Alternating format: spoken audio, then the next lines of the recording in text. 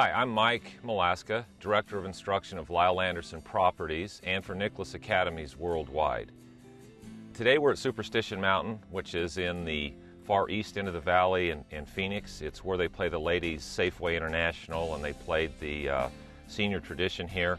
The Superstition Mountains are in the background. This is an awesome facility, and here in Arizona you would think, where is Covershot playing to that? You have perfect weather all the time. Well, the reality of it is it's a multiple use thing. In the summer it provides the shade that we need to be able to give lessons and for the people to stay out and hit balls. And for me, using my video systems and all of that, the difference between giving a lesson or spending a day in 110 degrees with direct sunlight on you and being in the shade, it makes it possible to do. So the amount of days we save in the summer is incredible.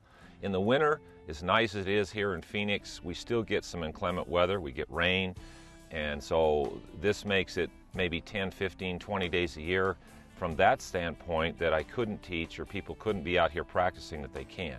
So it becomes really easy here to justify the expense relative to the amount of days that you would be down. Covershots, basically I'd seen them a couple of times at a couple different facilities. Way back early, this has been 6, 8, 10 years ago when they were first doing them. Ran into Mark Bolton, who we talked about the possibility of getting involved, and it was a couple-year process.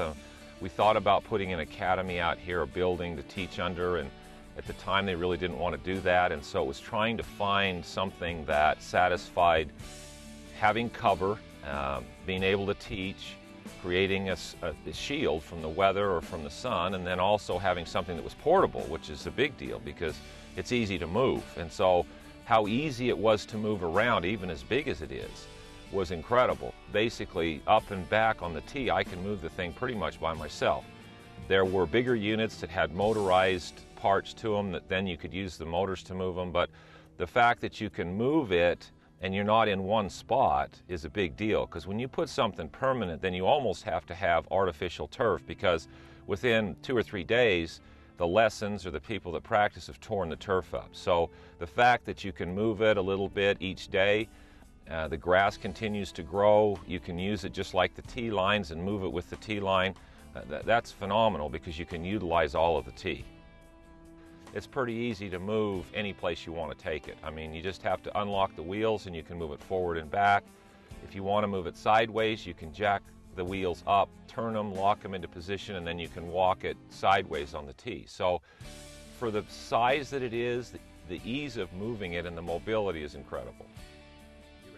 Initially, when we got it, I mean, I was looking at it just from a teaching standpoint, so I could set up my video system, whether it be the hot days in the summer or the rain in the winter, or even in the wintertime, even though the sun makes it so that the shade is not totally over where you're hitting balls, what it does is it keeps the sun out of your eyes. So a full day without the sun shining in your face is incredible. And then for me, a video system, if you're trying to use video outdoors, to be standing in the shade makes it so when you look into the monitor, there's no glare coming back, so you can see it.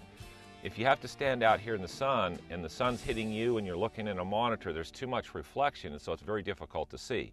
So I thought it was going to be just a big deal for me from a teaching standpoint. The reality is, when I'm not under it, it's full with the members, so they take it over.